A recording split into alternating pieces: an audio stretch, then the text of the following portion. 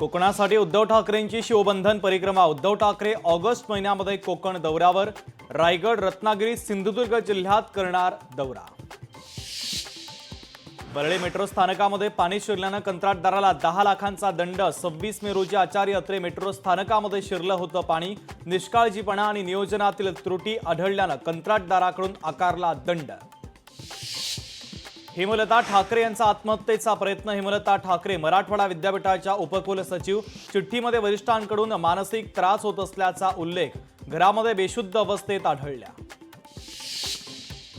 मनोज जरांगे धाराशिवच्या दौऱ्यावर। कारी येथे चावडी बैठकीचं आयोजन। 29 ऑगस्टला मुंबईत होणाऱ्या मोर्चा संदर्भात बैठकीचं आयोजन।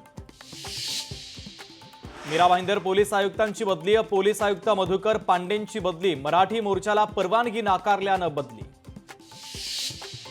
चंद्रपूर जिल्ह्याला उद्या ऑरेंज अलर्ट जारी। पावसामुळे ब्रह्मपुरी तालुक्यातील शाळा महाविद्यालयांना उद्या सुट्टी जाहीर। जालन्यामध्ये सीटू संघटनेचा भर पावसामध्ये जिल्हाधिकारी कार्यालयावर मोर्चा। 4 श्रमसंहिता तातडीनं मागे घेऊन कामगार कायदे पुन्हा बहाल करण्याची मागणी। तर यासाठी काढण्यात आला मोर्चा।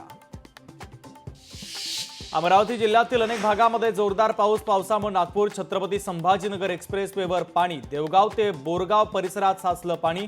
मुसळधार पावसानं वाहतूकही झाली बंद।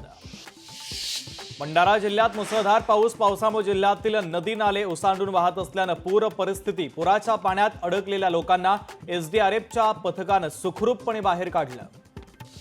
नाशिकमध्ये 16 वर्ष युवकानं केली आत्महत्या। ऑनलाईन गेममध्ये पैसे हरल्यानं केली आत्महत्या। सम्राट भालेराव असं आत्महत्या केलेल्या युवकाचं नाव।